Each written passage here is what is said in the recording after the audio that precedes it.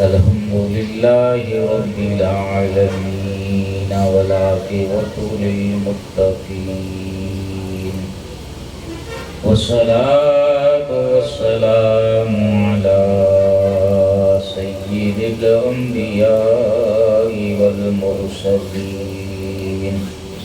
وعلى آله وأصحابه وأهل بيته وإخوته أجمعين.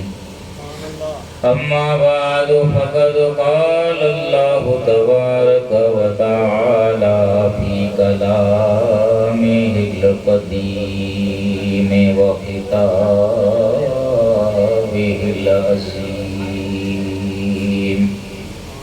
أعوذ بالله من الشيطان الرجيم. بسم الله الرحمن الرحيم.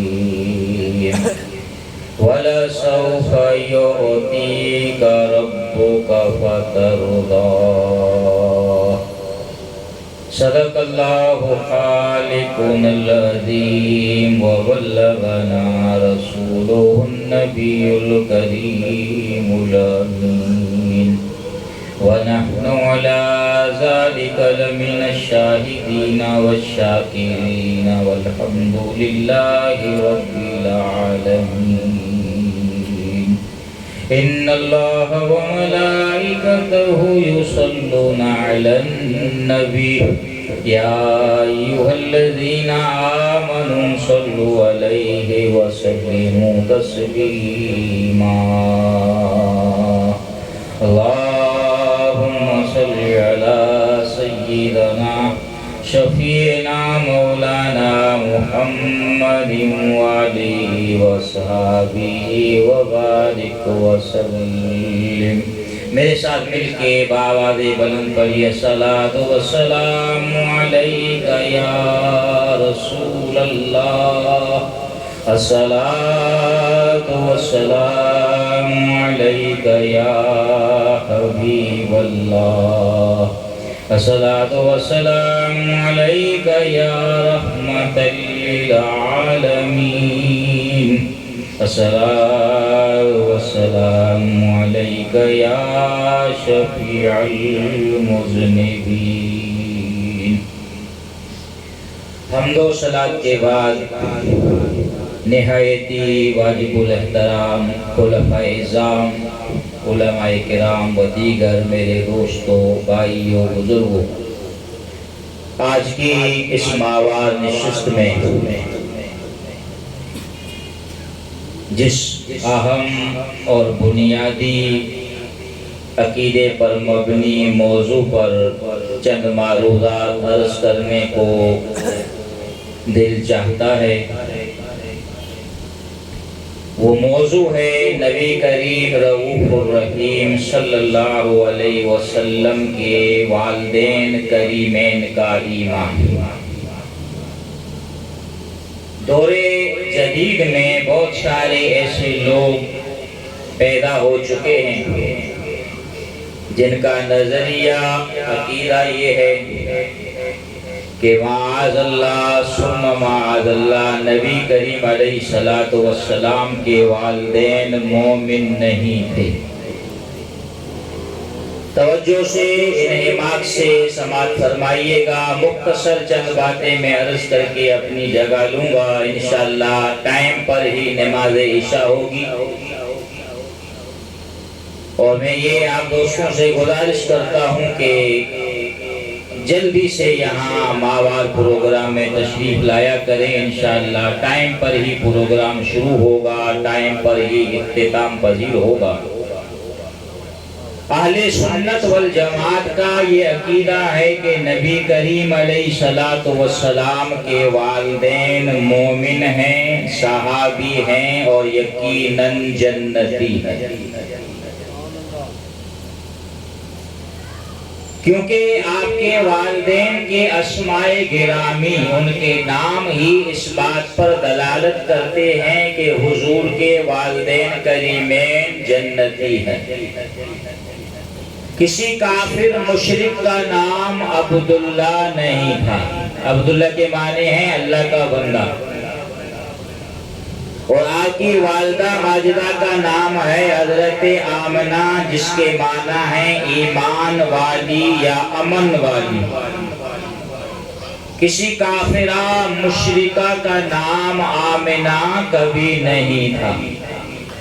یہ جو آیت کریمہ میں نے آپ کے سامنے تلاوت کی، اللہ تعالیٰ نے کیا فرمایا؟ وَلَسَوْفَ يُعْطِيكَ رَبُّكَ فَتَرْضَىٰ۔ اے میرے محبوب، تیرا رب تجھے اتنا عطا فرمائے گا کہ تو راضی ہو جائے گا۔ ابن جریر نے لکھا کہ حضرت ابن عباس فرماتے ہیں رسول مکرم صلی اللہ علیہ وسلم کی خواہش تھی کہ ان کے تمام گھرانے والے جنت میں داخل ہوں۔ بھائی میری طرف کا توجہ فرمائیں، نبی صلی اللہ علیہ وسلم کی کیا خواہش تھی کہ ان کے تمام گھرانے کے افراد جنت میں داخل ہوں، اور آپ کے والدین کریمین بھی آپ کے گھرانے کے افراد میں شامل ہیں۔ لہذا اللہ تبارک و تعالیٰ نے مصطفیٰ کریم کی خواہش کو کبھی رد نہیں فرمایا، کبھی رد۔ اس لیے اللہ کے ایک پیارے نے کیا لکھا اور کیا فرمایا؟ فرماتے ہیں ہم گناہ گاروں کو رب سے بخشوائیں گے، کیونکہ ان کے رب نے کب کوئی بات ان کی ٹالی ہے۔ میرے کملی والے کی تو شان ہی نرالی ہے، دو جہاں کے داتا ہے، سارا جگ سوالی ہے۔ اللہ نے حضور کی کسی خواہش کو کبھی رد نہیں فرمایا۔ حضور کی خواہش تھی کہ ان کے تمام گھرانے کے افراد جنت میں جائیں، اور حضور کے والدین گھرانے کے افراد ہیں، اللہ نے یقیناً ان کو جنتی بنایا۔ سرکار کی حدیث ہے، حضور فرماتے ہیں میں ہمیشہ پاک پشتوں سے پاک رحموں میں منتقل ہوتا ہوا آیا۔ اگر آپ کے والدین مشرک ہوتے تو قرآن کہتا ہے انما المشرکون نجس، مشرک ناپاک ہیں، پلید ہیں۔ اگر معاذ اللہ حضور کے والدین مومن نہ ہوتے تو سرکار کبھی یہ نہیں فرماتے کہ میں پاک پشتوں سے پاک رحموں میں منتقل ہوتا ہوا آ رہا ہوں۔ پتہ چلا کہ اللہ نے آپ کے والدین کو مومن بنایا، وہ دنیا میں تشریف لائے اور حضور کے صحابی بنے، کلمہ پڑھا، اور حضور کے والدین کے ساتھ ساتھ صحابی بنے، یقیناً جنتی ہیں۔ اس کی کبھی دلیل میں عرض کرتا چلو، سیدہ طیبہ طاہرہ عابدہ زاہدہ محدثہ عالمہ عائشہ صدیقہ فرماتی ہیں حضور حجۃ الوداع کے موقع پر مجھے مقام ہجون میں لے کر آئے۔ آپ اپنی سواری پر سوار تھے، مجھے مقام ہجون پہ چھوڑ کر سرکار ذرا آگے تشریف لے گئے اور مغموم نظر آ رہے تھے۔ کافی دیر کے بعد جب سرکار واپس لوٹے بڑے مسرور اور خوش نظر آ رہے تھے۔ میں نے کہا یا رسول اللہ آپ کچھ دیر پہلے بڑے مغموم تھے، افسردہ تھے، یہاں سے جب آگے گئے ہیں واپس لوٹے ہیں بڑے مسرور اور خوش نظر آ رہے ہیں، کیا وجہ ہے؟ سرکار نے فرمایا عائشہ میں نے یا اللہ میرے والدین کو زندہ فرما۔ اللہ نے میری دعا کو قبول فرمایا، اللہ نے میرے والدین کو زندہ فرمایا، انہوں نے مجھ پہ کلمہ پڑھا، شہادیت کا شرف حاصل کیا، اس کے بعد اللہ نے دونوں کو اپنی طرف بلا لیا۔ تو پتہ چلا اللہ کے رسول کے والدین کو اللہ نے زندہ فرمایا۔ وہ زندہ ہونے کے بعد انہوں نے کلمہ پڑھا، صحابیت کا مقام حاصل کیا، اور سرکار نے کیا فرمایا؟ جس نے ایمان کی حالت میں مجھے دیکھا یا میرے دیکھنے والے کو دیکھا، اللہ نے اس پر جہنم کی آگ حرام فرما دی۔ مولانا جمیل احمد قادری فرماتے ہیں حرام اس پہ ہوئے جہنم کی آتش، حرام اس پہ ہوئے جہنم کی آتش، پڑے صدق کے دل سے جو کلمہ تمہارا، پڑے صدق کے دل سے جو کلمہ تمہارا۔ اور فرمائے بھائی غزوہ احد ہوا، کون سا غزوہ؟ اللہ واسے کہیے کون سا غزوہ؟ غزوہ احد کب ہوا؟ 3 ہجری میں۔ غزوہ بدر کے بعد کفار نے انتقام لینا چاہا تھا، اس غزوہ احد میں حضور کے چہرے پہ زخم آ گیا، وہ چہرہ جس کی اللہ نے قسم کھائی ہے، والضحیٰ تیرے نورانی چہرے کی قسم۔ زخم آ گیا۔ ایک صحابی تھے مالک بن سنان، وہ زخم چوسنے لگے، چوستے چوستے اس نے زخم کو سفید کر دیا، سرکار کے رخ انور کا خون اس کے منہ میں موجود تھا۔ حضور نے فرمایا مالک ابن سنان اس کو تھوک دو۔ کہا یا رسول اللہ یہ آپ کے نورانی چہرے کا خون ہے، اگر پھینک دوں گا تو بے ادبی کہلائے گی، میں اس کو نگل لیتا ہوں۔ حضرت مالک بن سنان نے خون کو نگل لیا۔ میرے دوستو سرکار نے کیا فرمایا؟ من اراد ان ينظر الى رجل من اہل الجنت فلینظر الى هذا۔ حضور نے فرمایا جو کوئی جنتی آدمی کو دیکھنا چاہتا ہے وہ میرے مالک بن سنان کو دیکھ لے۔ اور بات یاد رکھیے، والدہ کا خون، بچے کا خون جو ہوتا ہے وہ والدہ کا خون ہوتا ہے، بچے کا خون والدہ کا خون ہوتا ہے، یعنی سرکار کا خون کس کا خون تھا؟ حضرت آمنہ کا، وہ خون مالک ابن سنان نے پیا۔ سرکار فرماتے ہیں یہ جنتی ہے۔ تو میرے دوستوں غور فرمائیے گا، سیدہ آمنہ کا خون دراصل حضرت مالک ابن سنان نے پیا۔ حضور فرماتے ہیں یہ جنتی ہے۔ غور کیجئے جن کا خون پی کر دوسرا جنتی بنتا ہے وہ خود حضرت آمنہ کیسے جنتی نہیں ہو سکتی؟ عائشہ صدیقہ رضی اللہ تعالیٰ عنہ فرماتی ہے میں روٹیاں پکا رہی تھی۔ کیا کر رہی تھی؟ تو سرکار صلی اللہ علیہ وسلم تشریف لائے، فرمایا عائشہ مجھے دو ایک روٹی آج میں بھی تنور میں لگا دیتا۔ یہ بڑی مستند روایت ہے۔ کہتے ہیں سرکار نے پیلے کو پھیلایا اور اس کو کپڑے پہ رکھ کر سرکار نے اس کو تنور میں لگا دیا۔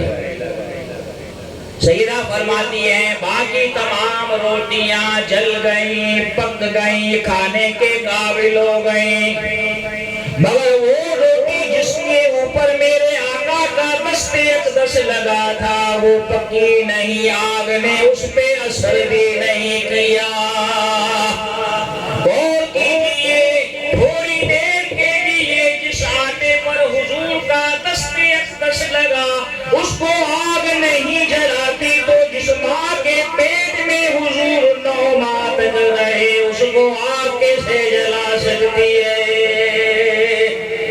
سبحان اللہ سبحان اللہ۔ میرے دوستوں بزرگوں، سرکار دو عالم نور مجسم صلی اللہ علیہ وسلم کے والدین کریمین جنتی ہیں۔ 1978 کا واقعہ ہے جب مسجد نبوی کی توسیع ہونے لگی، اس کی توسیع تعمیر میں رقبے کو بڑھایا گیا۔ کون سی مسجد؟ مسجد نبوی۔ کئی مسجدیں سرکار نے فرمایا جس میں میری یعنی مسجد نبوی میں 40 نمازیں بلا ناغہ جماعت سے ادا فرمائیں، اللہ اس پہ جہنم حرام فرما دیتا ہے۔ جب مسجد نبوی کی مینار نظر آئے، اللہ کی رحمت کے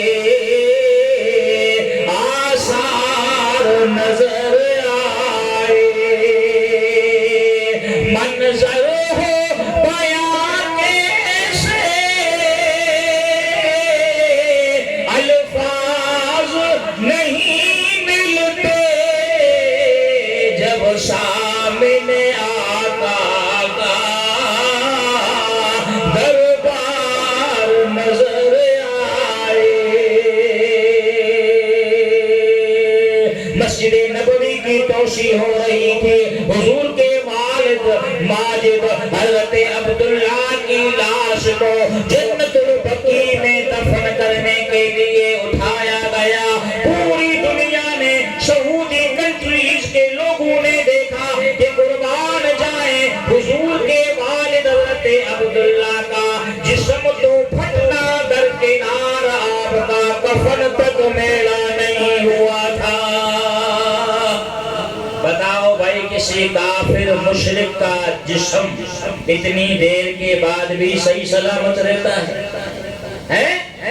آپ کے جسم اطہر سے اتنی خوشبو اٹھ رہی تھی۔ میرے دوستوں بزرگوں، مفتی محمد امین صاحب رحمت اللہ تعالی علیہ جو فیصلہ آباد کے بڑے کامل ولی بھی تھے اور اللہ کے برگزیدہ بندے تھے، مفتی بھی تھے، انہوں نے سیدہ طیبہ طاہرہ حضرت آمنہ کی حیات طیبہ پہ باقاعدہ کتاب لکھی اور انہوں نے ثابت کیا دلائل قاہرہ باہرہ سے کہ نبی کریم صلی اللہ علیہ وسلم کے والدین آپ کی دعا سے زندہ ہوئے، حضور کا کلمہ پڑھا، شہادت کے شرف سے مشرف ہوئے اور یقیناً اللہ نے آپ کے والدین کو جنتی بنایا۔ لیکن دور جدید میں ایسے لوگ پیدا ہوئے جنہوں نے اعتراضات اٹھانا شروع کیے۔ پہلا اعتراض ان کا یہ ہے کہ نبی کریم صلی اللہ علیہ وسلم کے والدین جب مومن تھے تو انہوں نے والدین کے زندہ ہونے کی دعا کیوں فرمائی؟ یہ ہے بڑا اعتراض۔ علماء نے اس کا جواب یہ لکھا ہے کہ نبی کریم صلی اللہ علیہ وسلم چاہتے تھے میرے والدین زندہ ہوں، وہ میرا کلمہ پڑھیں، صحابی بنیں، تاکہ قیامت کے دن اللہ ان کا شمار میرے صحابہ میں فرمائے۔ کیونکہ نبوت کے بعد جو افضل اور عرفہ مقام ہے وہ مقام صحابیت ہے۔ کیسے ہے؟ مولانا جمیل احمد قادری فرماتے ہیں حرام اس پہ ہوئے جہنم کی آتش، حرام اس پہ ہوئے جہنم کی آتش، بڑے سب کے دل سے جو کلمہ تمہارا، بڑے سب کے دل سے جو کلمہ تمہارا۔ دوسرا اعتراض یہ ہے، مشکات المصابیح کی حدیث ہے، حضرت ابو ہریرہ کہتے ہیں حضور اپنی والدہ کی قبر انور پر تشریف لائے، آپ بہت روئے اور جو آپ کے ساتھ لوگ تھے انہوں نے بھی رونا شروع کیا۔ اس کے بعد میرے آقا نے فرمایا میرے صحابہ میں نے اللہ کی بارگاہ میں دعا کی تھی یا اللہ مجھے اپنی والدہ کی قبر کی زیارت کی اجازت دے دے، اللہ نے اجازت دے دی، لیکن میں نے جب اپنی والدہ کی مغفرت کی دعا کے لیے اجازت چاہی اللہ نے منع فرما دیا۔ لوگ کہتے ہیں، ابن تیمیہ نے بھی لکھا کہ دیکھو کسی کافر مشرک کے لیے مغفرت کی دعا نہیں کی جاتی، اس سے معلوم ہوا جب اللہ نے منع فرمایا تو معاذ اللہ حضور کے والدین کا خاتمہ کفر پہ ہوا۔ اس کا اہل سنت والجماعت کے علماء نے بڑا پیارا جواب دیا، میری طرف ذرا دھیان رکھیے گا۔ علماء فرماتے ہیں کہ اللہ تعالیٰ نے آپ کے والدہ کی قبر کی آپ کو زیارت کرنے کی اجازت دی۔ اگر آپ کے والدین کریمین مشرک ہوتے، معاذ اللہ کافر ہوتے، تو کافروں کی قبر کی زیارت کرنا بھی منع ہے۔ اللہ فرماتا ہے محبوب وَلَا تُصَلِّ عَلَىٰ أَحَدٍ مِّنْهُمْ مَاتَ أَبَدًا، اے محبوب جب کسی کافر مشرک میں سے کوئی مر جائے اس کی نماز جنازہ نہیں پڑھنی ہے۔ وَلَا تَقُمْ فِي قَبْرِهِ، نہ اس کی قبر پہ کھڑا ہونا ہے۔ اگر آپ کی والدہ کافرہ ہوتی تو اللہ قبر کی زیارت کی بھی اجازت نہ دیتا۔ اللہ نے آپ کی والدہ کی قبر کی زیارت کی اجازت دی، معلوم ہوا آپ کی والدہ مومنہ تھی، جنتی تھی، اور اللہ نے فرمایا محبوب اپنی والدہ کے لیے مغفرت کی دعا نہ کیجئے، محبوب یہ پہلے سے بخشی ہوئی ہے، ہم کو نے ان کو جنتی بنایا ہے، ان کے لیے مغفرت کی دعا کرنے کی کوئی ضرورت نہیں ہے۔ آخری بات عرض کروں، اعتراض کا جواب، وَإِذْ قَالَ إِبْرَاهِيمُ لِأَبِيهِ آزَرَ، آزر کے بارے میں قرآن نے کہا ہے، لب کا لفظ استعمال کیا ہے۔ حضرت ابراہیم نے اپنے والد آزر سے کہا، یاد رکھیے گا علماء تشریف فرما ہے، اب کا لفظ عربی میں جہاں والد کے لیے استعمال ہوتا ہے وہاں چچا کے لیے بھی استعمال ہوتا ہے۔ حضرت ابراہیم کے والد کا نام آزر نہیں تھا، ان کے والد کا نام تھا طارق۔ کیا نام تھا؟ طارق۔ آزر حضرت ابراہیم کے چچا تھے، اور عربی میں اب جہاں والد کے لیے استعمال ہوتا ہے وہاں چچا کے لیے استعمال ہوتا ہے۔ ہم خالی مولوی نہیں ہیں، ہم وہ مولوی ہیں جن کے سروں پر اللہ والوں کا سایہ۔ قرآن کی دلیل دوں گا، حضرت یعقوب علیہ السلام نے اپنے بیٹوں کو بلایا، اے میرے بیٹوں میرا آخری وقت ہے، میرے بعد تم کس کی عبادت کرو گے؟ بیٹوں نے کہا قالوا نعبد الہک وإلہ آبائک ابراہیم واسماعیل واسحاق، اے ابا جان ہم تیرے بعد تیرے آبا، اب کی جمع ہے، ابراہیم اسماعیل اور اسحاق کے معبود کی عبادت کریں گے۔ بتاؤ اسماعیل علیہ السلام حضرت یعقوب کے کیا تھے؟ چچا تھے۔ کیا تھے؟ چچا تھے۔ تو اب کا لفظ چچا کے لیے استعمال ہوا ہے، لہذا یہ اعتراضات ختم ہو گئے۔ اللہ نے نبی کریم صلی اللہ علیہ وسلم کے والدین کریمین کو جنتی بنایا۔ علامہ آلوسی بغدادی روح البیان میں لکھتے ہیں کہ 10 جانور قیامت کے دن جنت میں جائیں۔ کتنے؟ 10 جانور۔ اسماعیل علیہ السلام کا مینڈا، سبا بلقیس کا ہدہد، حضرت عزیر کا دراز گوش، حضرت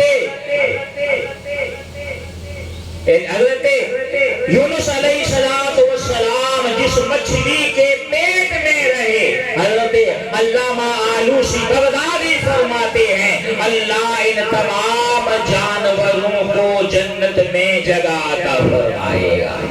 غور کیجئے میرے دوست، جس مچھلی کے پیٹ میں یونس علیہ السلام 3 دن تک یا 7 دن تک یا 40 دن تک بھی اگر رہے وہ مچھلی جنت میں جائے گی، تو جس ماں کے پیٹ میں حضور 9 ماہ تک رہے وہ جہنم میں کیسے جا سکتی ہے؟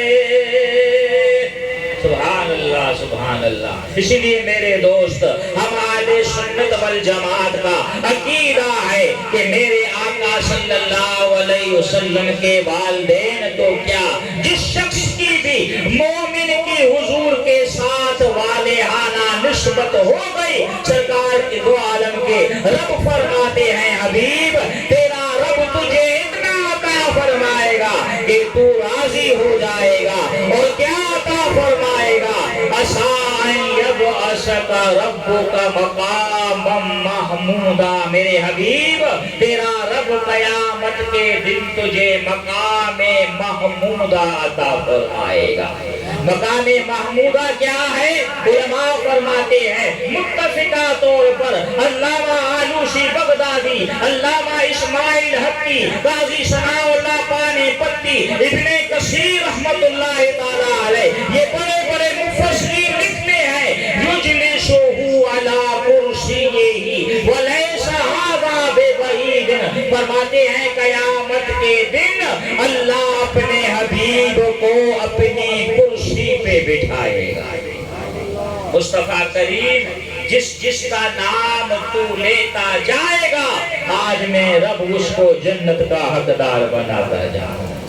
تہے عرش سجدے میں سر کو جھکایا، بکھر کر زلفوں نے رنگ دکھایا، یہ کہہ کر خدا نے نبی کو اٹھایا کہ پیارے تیرے گیسو کیا مانگتے ہیں، ارفع راسک یا محمد صل توتا، اپنے سر کو اٹھائیے، تو جو کہتا جائے گا میں رب تیرا سوال پورا کرتا جاؤں گا۔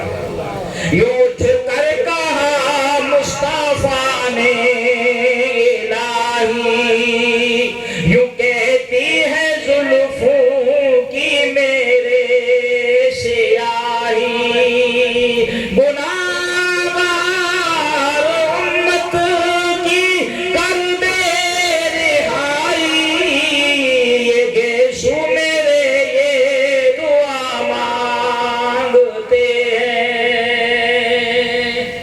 حبیب تو جس کا نام لیتا جائے گا میں اس کو جنت کا حقدار بناتا جاؤں گا۔ الحمدللہ ہم بھی اپنے آقا و مولا کو حاضر ناظر جان کر اور یقینہ رکھتے کہ ہمارے آقا امت کی فریاد کو ہر وقت سنتے ہیں، ہمارا وقت سنتے ہیں، حضور کی بارگاہ میں یہ کہتے رہتے ہیں کہ اپنے دامان شفاعت میں چھپائے رکھنا، میرے سرکار میری بات بنائے رکھنا، جب ساوانے پہ خورشید قیامت آئے، اپنے زلفوں کے گناہگاروں پہ سائے رکھنا، اپنی زلفوں کے گناہگاروں پہ سائے رکھنا، اللہ کے سوا کسی سے مت مانگو شرک بدعت۔ میں نے کہا بھائی تم نے پہلا لفظ ہی غلط بولا ہے، بدعت نہیں ہوتی ہے، بدعت کوئی نیا کام، دین میں سارے نئے کام۔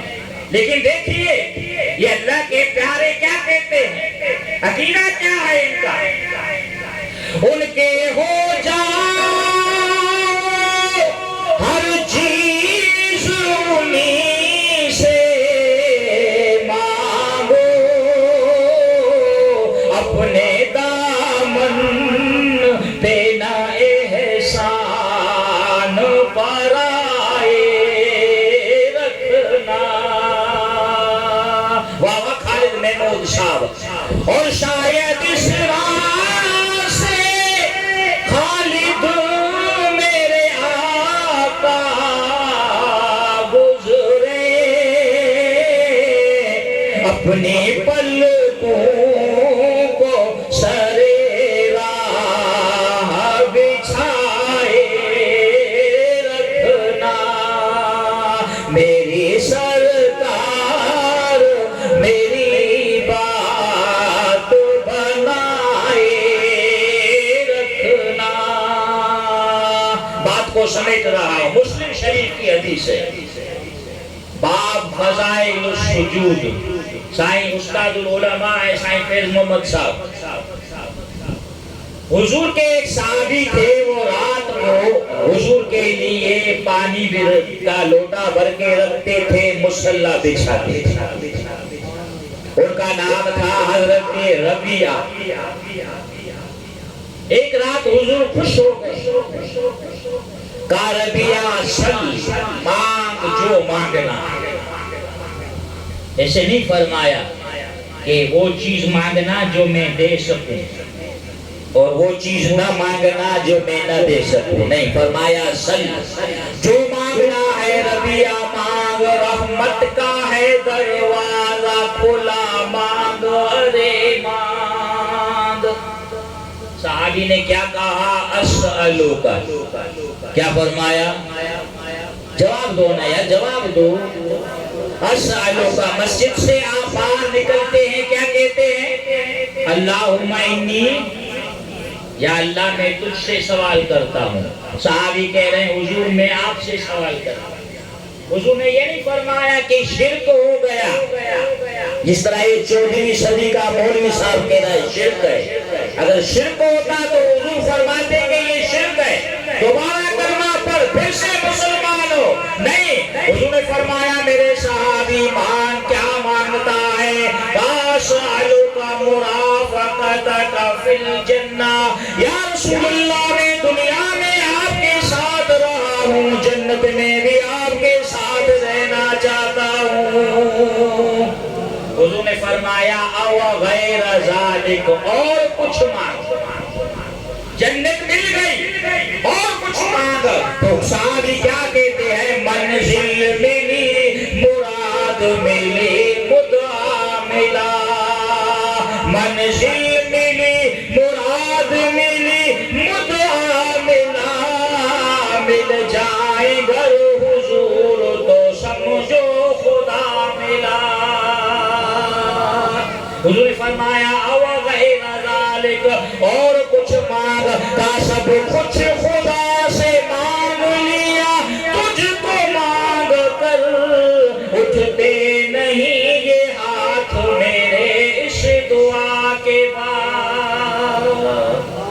بہت سارے لوگ آج آپ کو ایسے ملیں گے معاذ اللہ جو دلائل پر دلائل دیں گے، اور میں نے آپ سے عرض کر دیا اعتراضات کہ نبی کے والدین معاذ اللہ کفر پر ان کا خاتمہ ہوا، نہیں نہیں، اہل سنت والجماعت کا عقیدہ ہے کہ حضور کی دعا سے وہ زندہ ہوئے، تو اللہ نے ان کو صحابیت کے مقام پر فائز فرمایا، انہوں نے کلمہ پڑھا اور یقیناً اللہ نے ان کو جنتی بنایا۔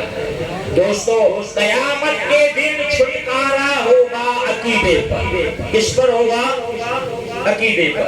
لہذا اپنے عقائد کو صحیح بنائیں، عقائد سیکھیں، ہمارے کیا عقائد ہیں، اور یہ جو محفل قائم کی جاتی ہے یہ عرصہ دراز سے یہاں منعقد ہوتی جا رہی ہے، اس کے روح رواں حاجی محمد انور صاحب رحمت اللہ تعالیٰ علیہ ہیں، اور میرے مرشد کریم کے پیارے خلیفہ مبلغ اسلام حضرت قبلہ سائیں غلام نبی رحمت اللہ تعالیٰ علیہ یہاں آتے تھے، خطابات فرماتے تھے، اب ظاہر ہے کل نفس ذائقۃ الموت، ہر جی نے موت کا ذائقہ چکھنا ہے۔ یہ دونوں ہستیاں دنیا میں نہیں رہی ہے، مگر ہمارا عقیدہ اور ایمان ہے کہ اللہ اپنے حبیب کے صدقے ان کی دونوں کی قبروں پر اپنی رحمت نازل فرمائے گا۔ ایسے پروگرام وہ چھوڑ کے گئے ہیں، ایسے میرے دوستوں اپنی اولاد چھوڑ کے گئے ہیں۔ حاجی انور صاحب کی اولاد آپ کے سامنے ہے،